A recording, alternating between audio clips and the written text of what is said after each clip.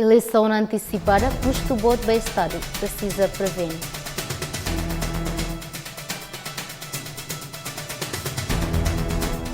Resolve impasse, precisa sanar no Alcateiro.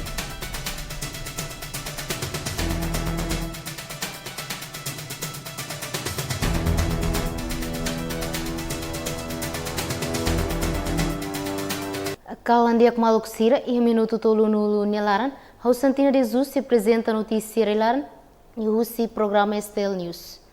Atocou impasse política ne Belau e Harailaran, líder Sira precisa hamutu que tu resolve se hili dalam eleição antecipada e dane custo voto do Estado também precisa prevenir.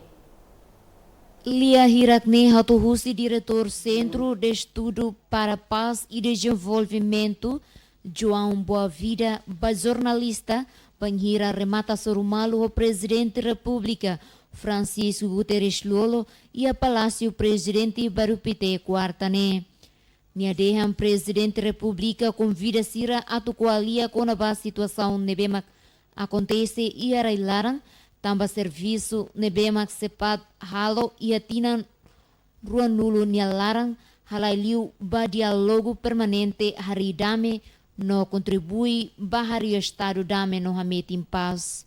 Convite a presidência a tu beleza da lei tu anho na presidente quando a situação neve ita que moram moris os loron e também serviço neve sepat halo e tina plano racing juga halai liuba e diálogo permanente haridame e contribui bahari Estado onde hamete em paz.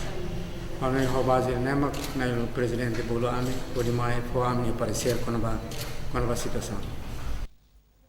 João hatete qualia quando a paz ne halailiu ba paz negativo ne bemak agora Morchela e Timor no paz negativo também kilat latarutu no paz positivo de hankatak e a justiça social no emahotu Moris Hanesan e a lei ne okos no cidadão hotu hakara que oportunidade hanesan e dane paz no positivo.